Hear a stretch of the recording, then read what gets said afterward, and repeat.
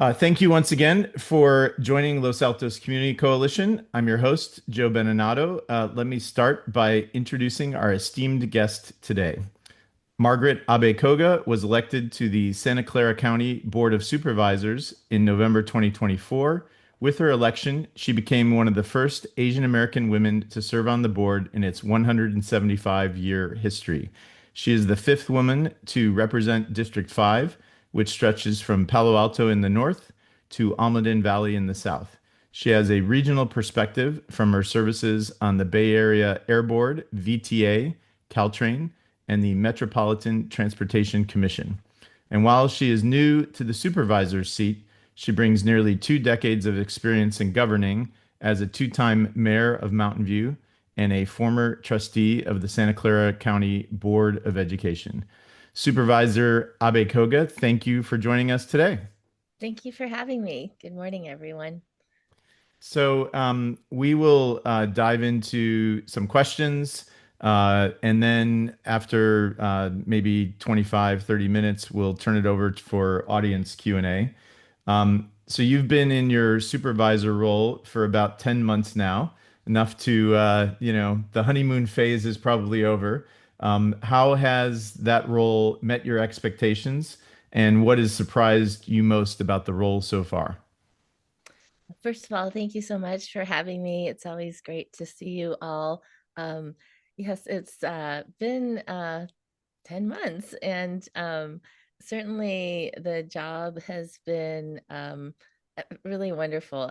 I'm just so grateful to have this opportunity.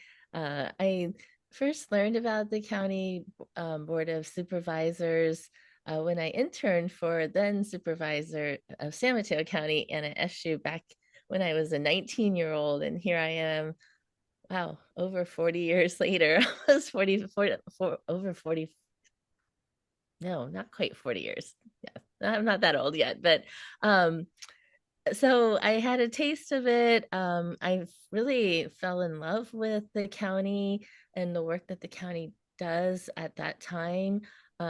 Certainly, the last 10 months, I've really been able to dive into what the job is and been mostly surprised at how far reaching county government is. So, not very many people know right off the bat what a county supervisor does. That was the first question that most people asked me when I was campaigning for this role. But it really is quite far reaching. I describe it as an octopus that has tentacles throughout the county. It touches so many different parts of our community. So that's been very exciting. Certainly, I knew this was going to be a tough time to be in elected office, I think, for everyone. Um, Certainly, it's been more than expected. As mayor twice in Mountain View, I was mayor during the Great Recession in 2009 and then in 2020 during COVID. And I thought those were major crises, and they were.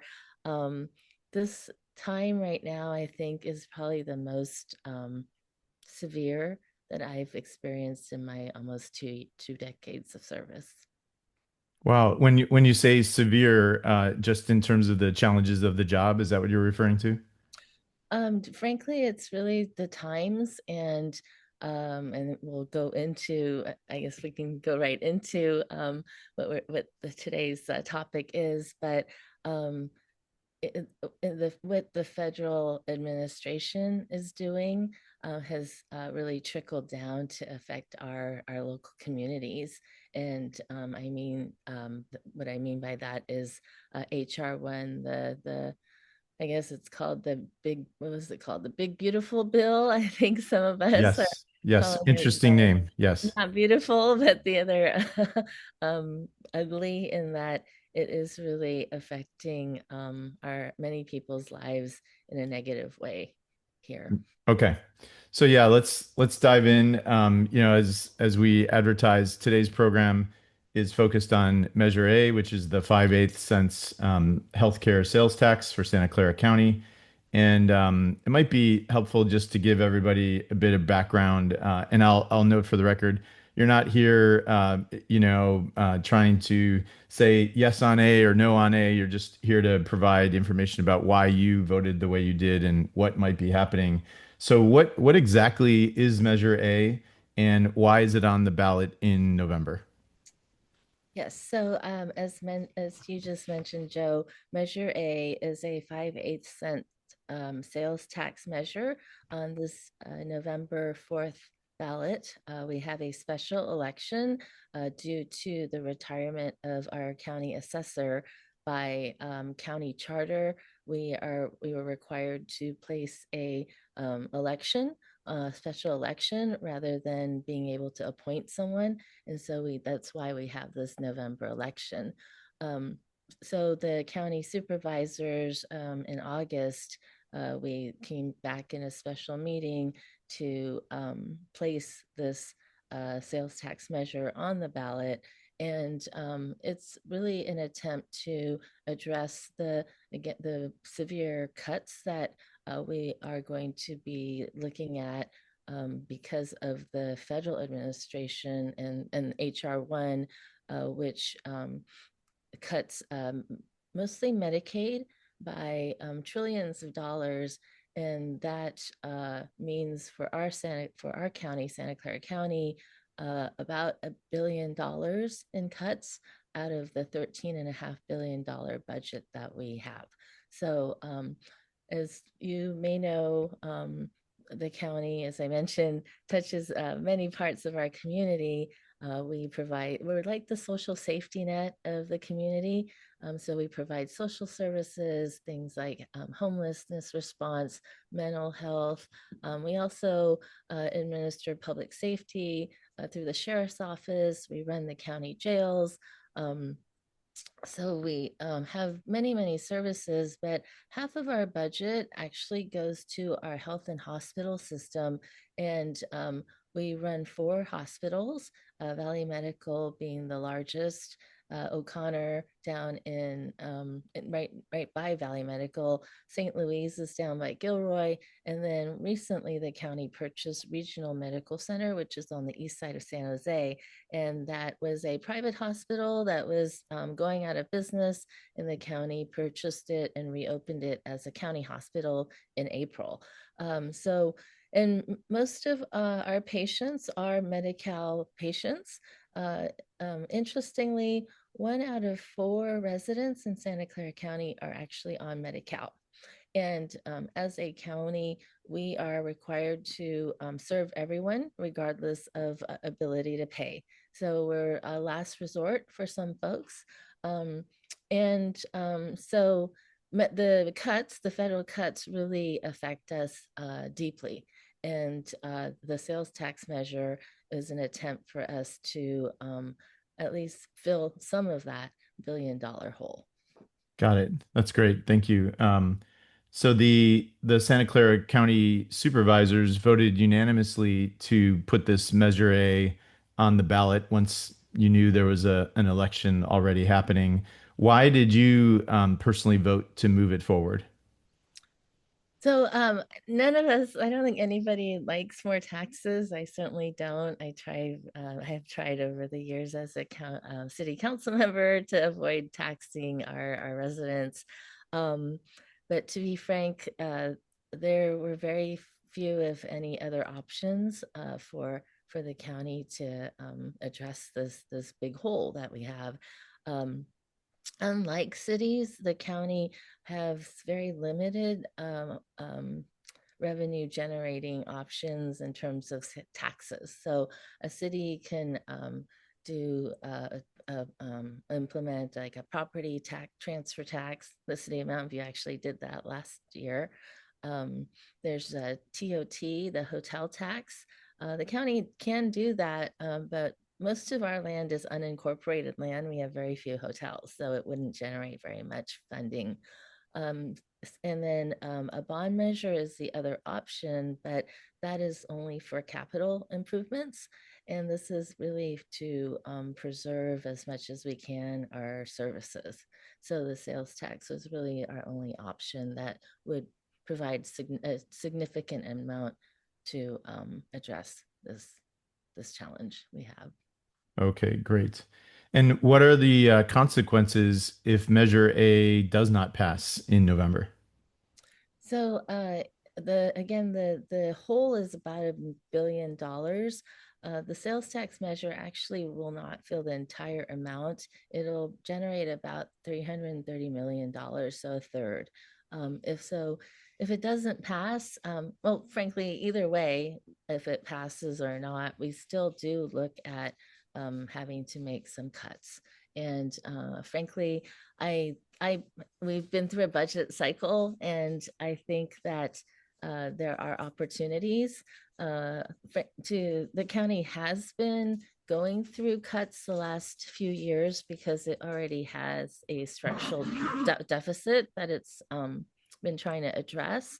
Uh, but I think there's always ways to find efficiencies, and I'm very committed to doing that. I think we need to do our due diligence to be, true to our voters and make sure that every dollar stretches as far as it can. Um, Things like in terms of efficiencies, one area I see is the use of technology and AI, and that's something that, frankly, the county is rather behind on, and something that I personally will be focusing on given my district. I In my district, we enjoy having many of the tech companies here, and I hope to be able to reach out to them and lean on them to get their assistance and guidance on how we can go about using more technology and AI into the operations of our government. And another area that I've learned as a city council member is how to leverage land. So in Mountain View, the city has had owned land, and leased it out to, frankly, Google is one of the largest um, tenants of city land. And as a result, 15% of the general fund in the city of Mountain View comes from leases and rents.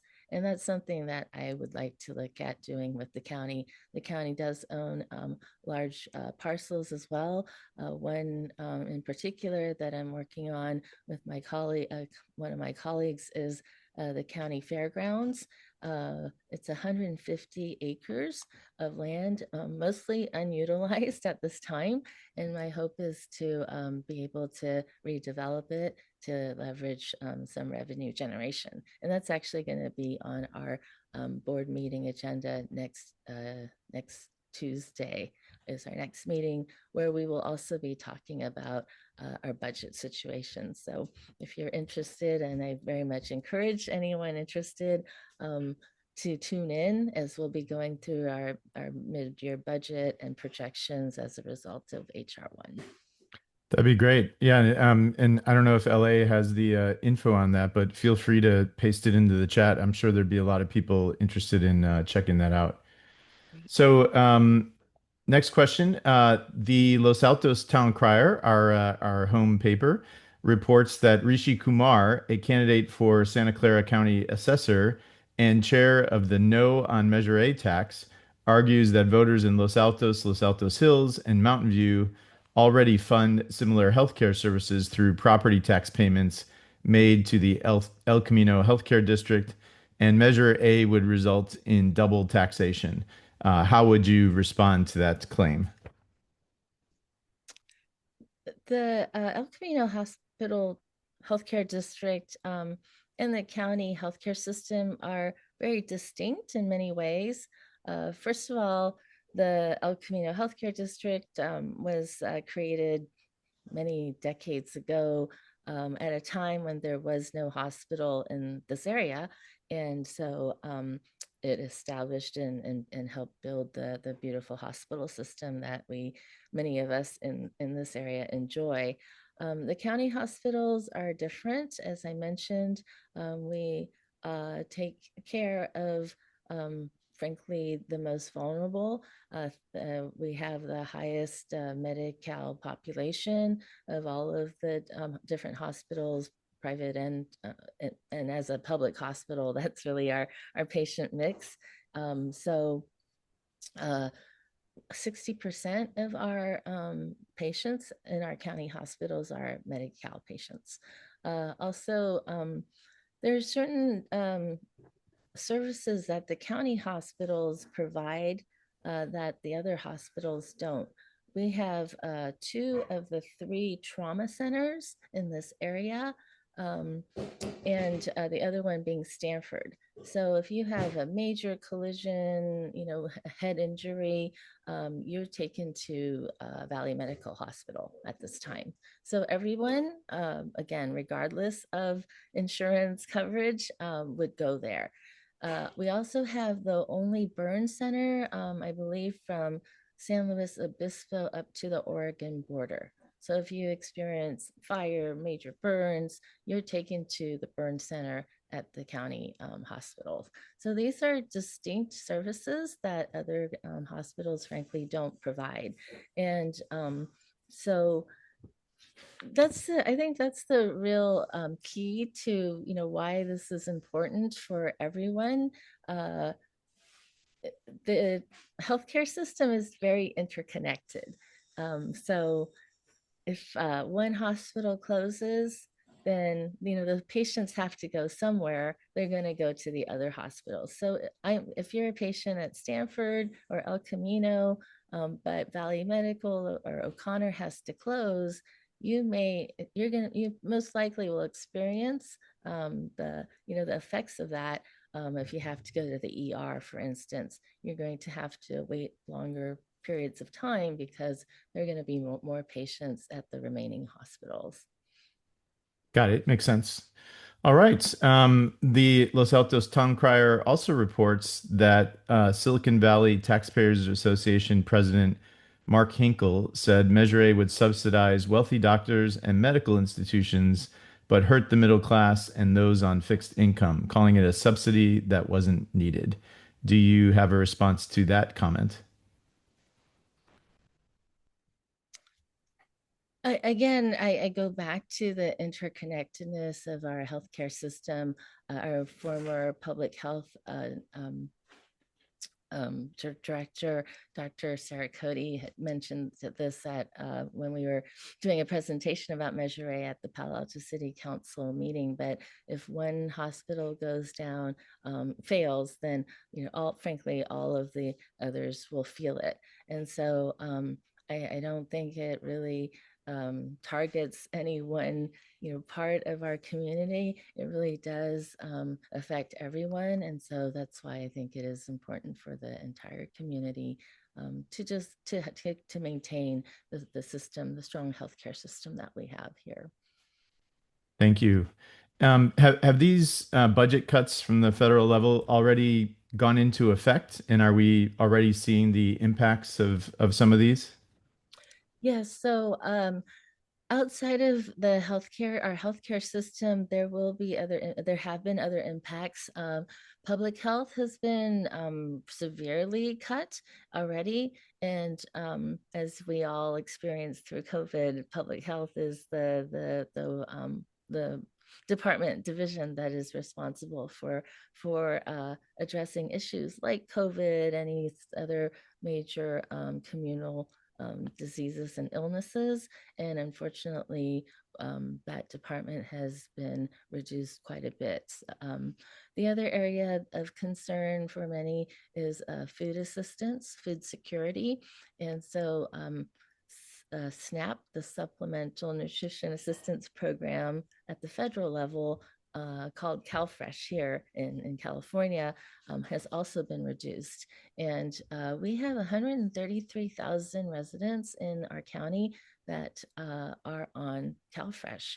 And so this means folks are going to be unfortunately hungrier. They're not going to be able to get their meals as easily. And so that's another area of concern. And frankly, again, when we talk about healthcare, it does touch other areas that folks may not think of as healthcare, but mental behavioral health is another part of healthcare. And to be frank, It will affect other parts of the county because currently our healthcare system is subsidized by the the county's general fund, by about $500 million as it is. With these cuts, if we don't pass Measure A, if we don't find other sources of revenue, we will be looking at cuts in other departments, including public safety, which is another one of our other big areas of responsibility. So we will see cuts throughout the organization. You'll see that on our docket next Tuesday again. Our budget director has provided projections and targets for all of our departments in terms of how much each department needs to look at cutting, including my own office. I get a budget for myself. I have staff, but we're also have been given a target of cuts to make. So Wow. it's pretty drastic. So, and these impacts are happening today already.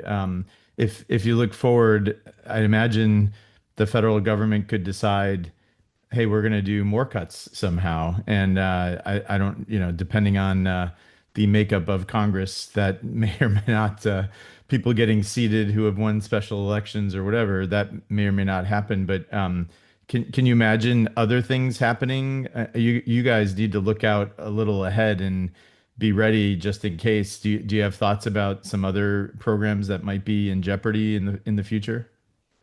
Well, I think, frankly, everything is.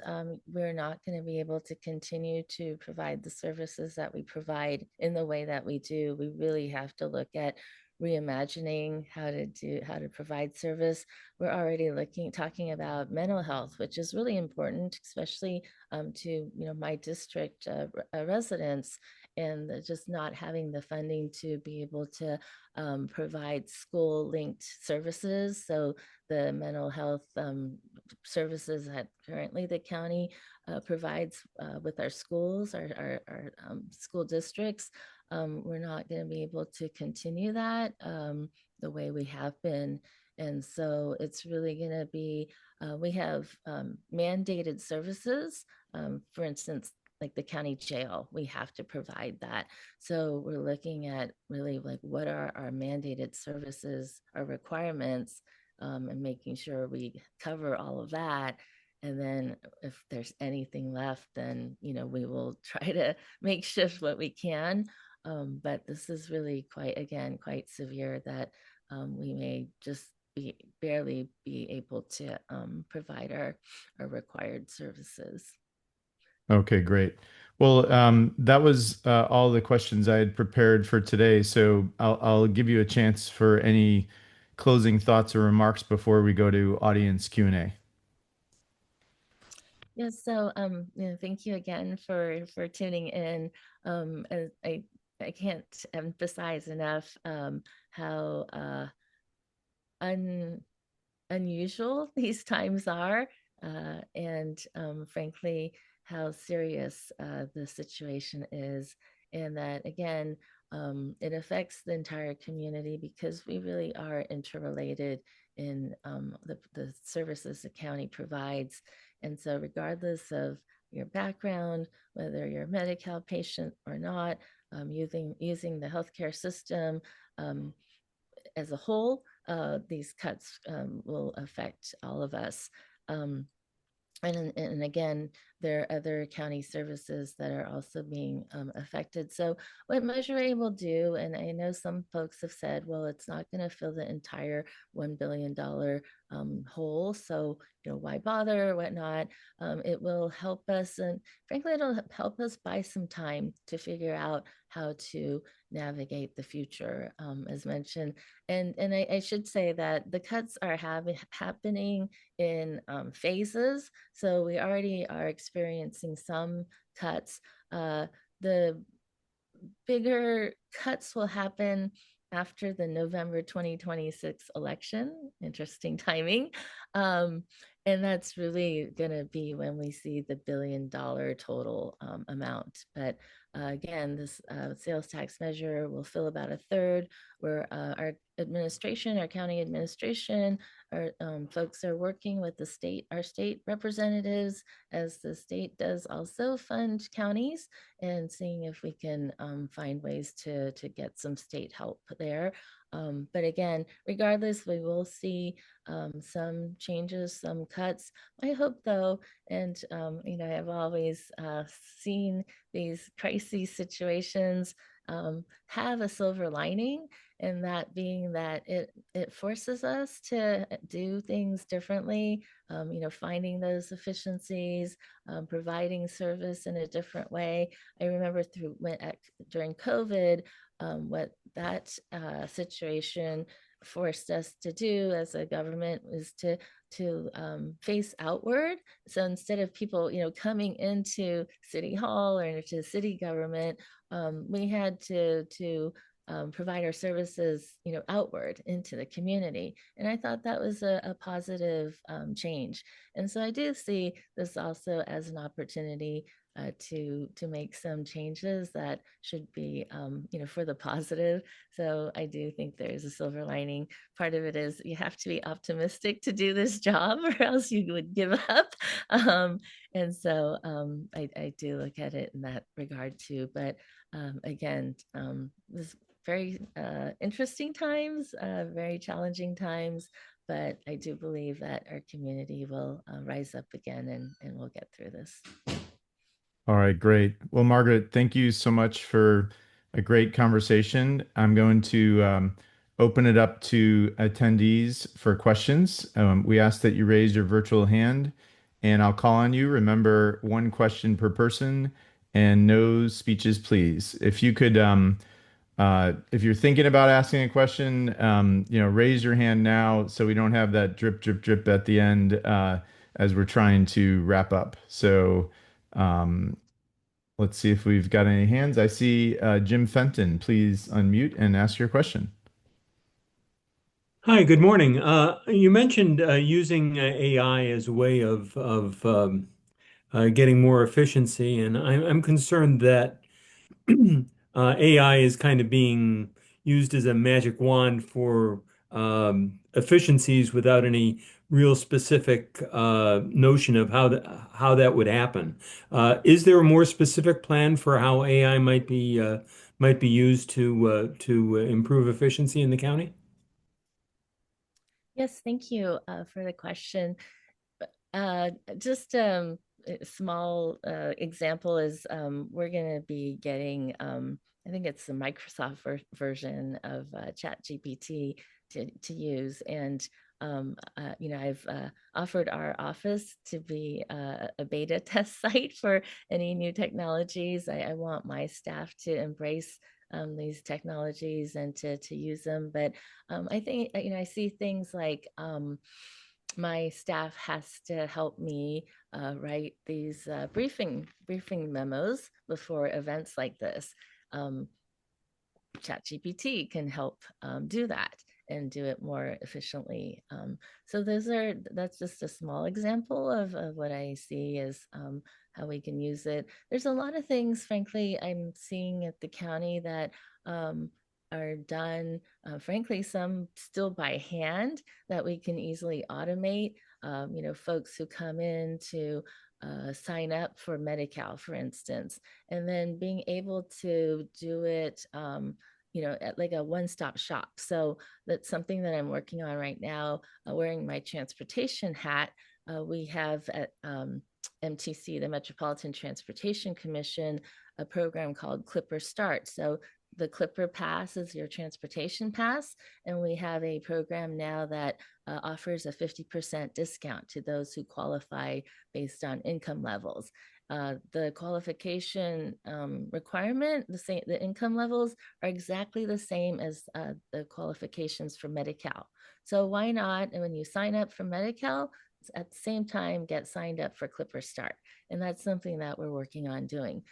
It's actually quite more entailed than I expected because it's not just a technological solution. There's actually issues like labor. Labor comes into it in terms of, the staff who helps people fill these forms out and trying to get them to agree to, do two forms at once. But that's again, that's another example of where I see technology being able to help us out. But I agree.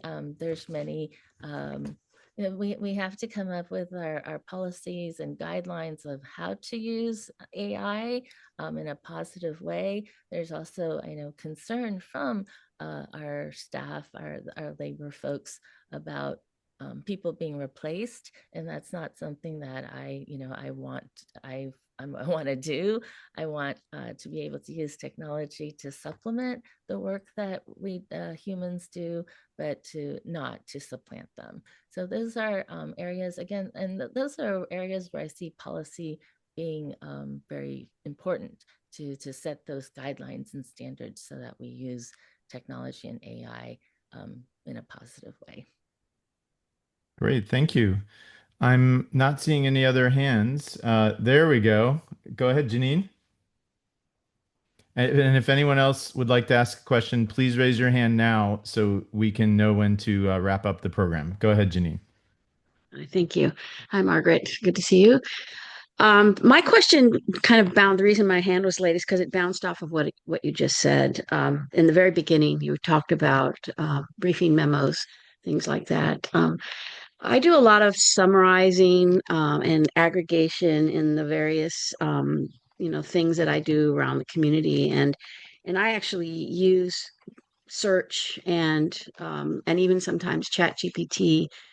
But what I have found is that a lot of times, because I'm kind of anal about following the sources, the various links, and then double checking the links, and then I end up spending about as much time validating anything that ChatGPT is telling me. So my question to you is, I'm not against using it. The question is, how do you ensure especially when it comes to briefing memos that's going to influence your policy?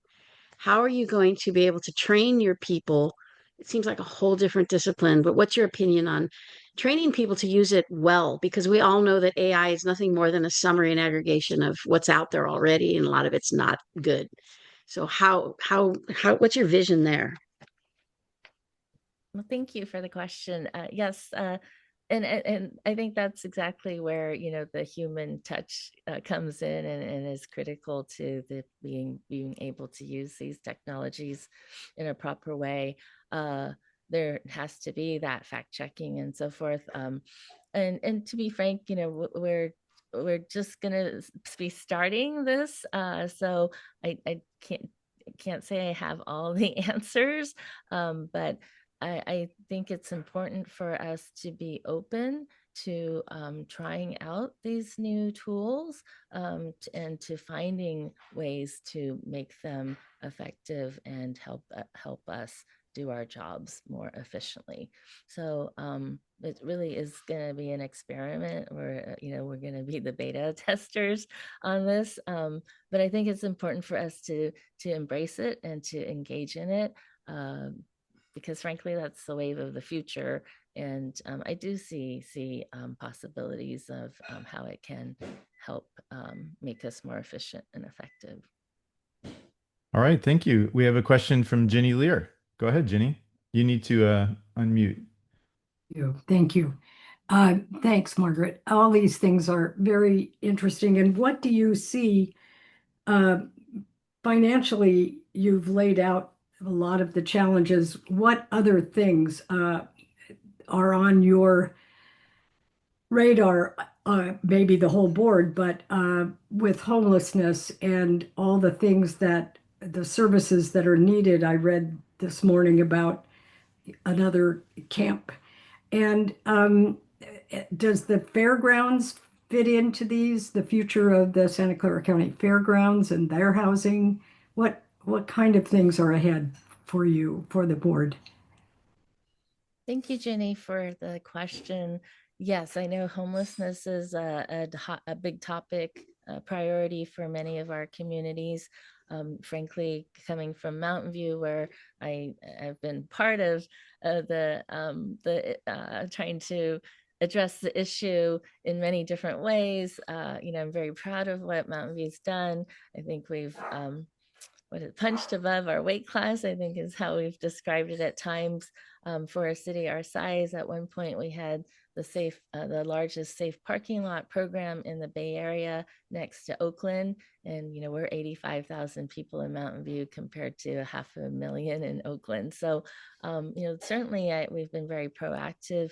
And I appreciate our neighboring cities, Los Altos, Palo Alto, really being engaged in the conversation around this issue. I was very, to be frank, discouraged by the point in time homelessness count numbers that we just had. Uh, I'll take Mountain View again as an example where, we have the safe parking lots, we have transitional project home key projects. I know Los Altos is building its first 100% affordable housing project on Distal Circle that just broke ground the other day. And so, as a community, as cities, we're really doing quite a bit.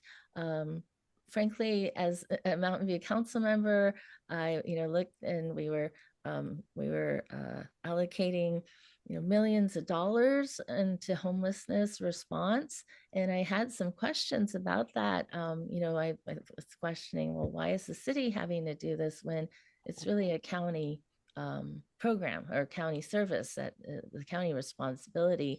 And so now, having been at the county, I understand the relationship so the cities are in charge of the land use. So, finding sites to build a shelter or a project home key project. And then the county is responsible for providing the services, the wraparound services, the case management, the other, services, whether it's helping to find jobs or childcare. I feel that there's still a bit of an imbalance there. The county should be doing more, but at this time when we're experiencing these budget cuts, that's going to be a heavy lift. And so I think that we would still need to lean on the cities to collaborate with us. But as I mentioned, the point in time count, very discouraged by how a city like Mountain View, despite all that we've been doing here, our numbers went up by 61%. And part of that, I believe, is that some of the larger cities, including frankly, San Jose, they're doing the sweeps now. So folks are moving into our smaller communities that are not necessarily, enforcing, don't have as many regulations. So, but is that fair? No, I don't think it is. It's definitely, it's a regional issue. Homelessness doesn't really see borders, so we have to work together. I am in the process, my staff and I, of putting a meeting together with our county staff, our Office of Supportive Housing staff, to meet with our city leaders, like in Mountain View, Palo Alto, to really look at what this means. Frankly, because we can't continue to provide more funding and resources only to see the numbers go up. And we really need to see them go down. And so I really want us to examine what's happening here and how we can really address the issue so that we do see improvement, not the other way around. All right. Thank you, Margaret. We have time for two more questions. So first we'll go to Krista Krames. Hi, Margaret. Thanks so much for the work that you do. I have a question, but I'm going to just follow on this homeless question that Shinny brought up. We have a designated fund for affordable housing in Mountain View at the Community Foundation, and we're trying to partner with the city right now, and we're pretty close, I think, in all the talks. It's just kind of lost in the bureaucracy of approvals on the grant agreement to do a public-private partnership. to create funding for the gap that undoubtedly is going to come as a result of all of these different cuts for the 4 housing projects Mountain View currently has and are trying to launch. So I'm just going to put that out there to all you great community leaders, but also to you we would love to have some sort of county support and engagement in this process as well. So I want to make sure you know about it because I think we're close.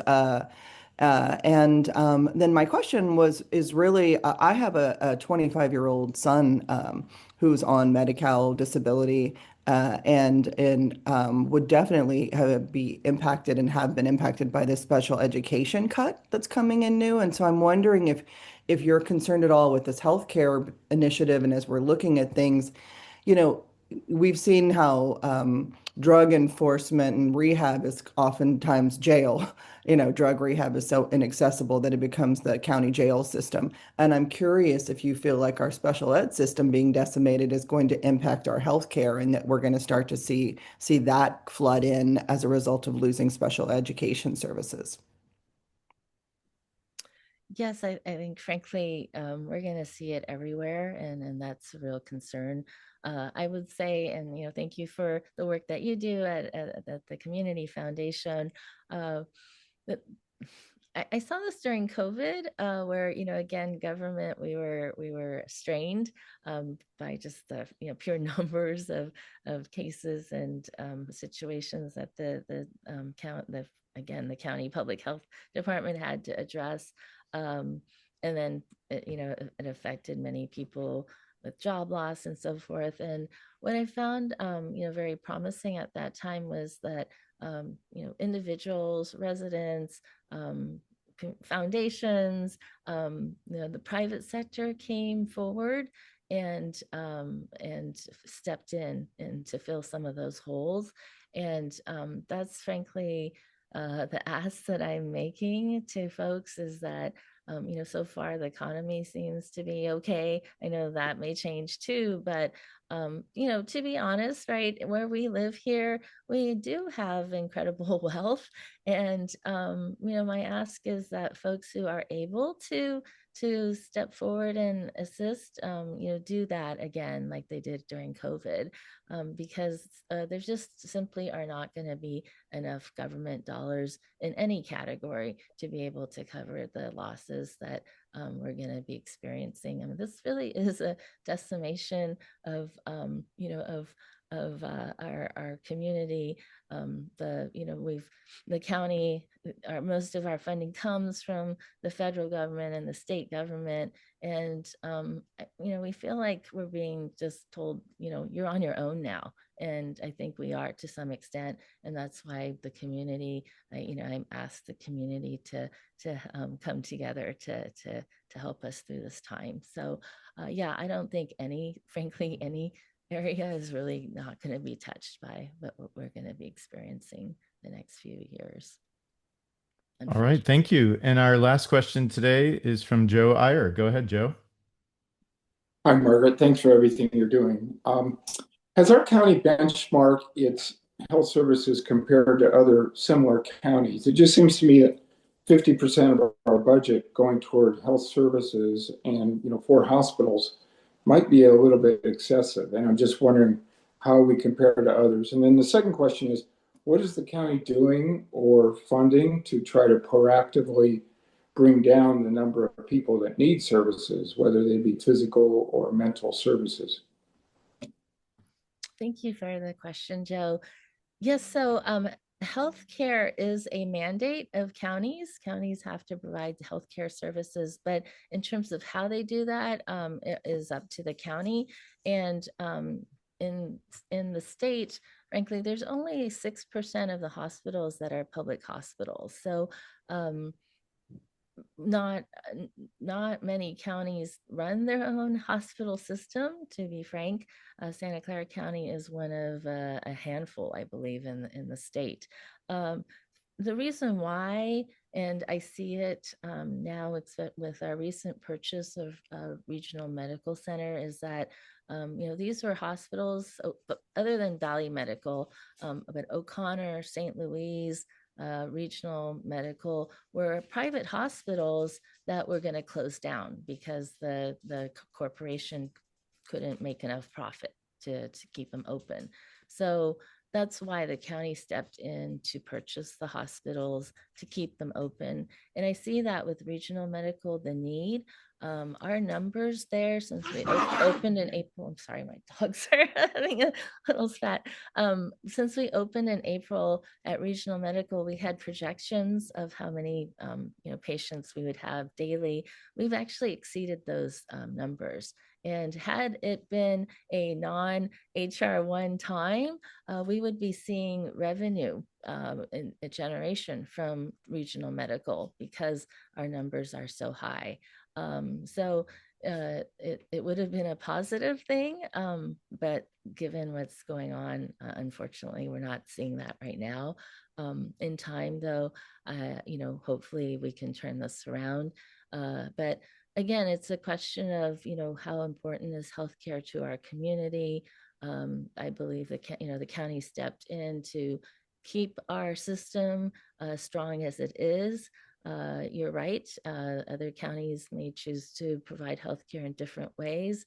I think we do. I've always been a proponent of prevention, and I think that's what we're going to have to count on. We also have 15 health clinics that we run. So these are, more within all of our different cities. We do have one in North County in Palo Alto. Again, it just opened last year.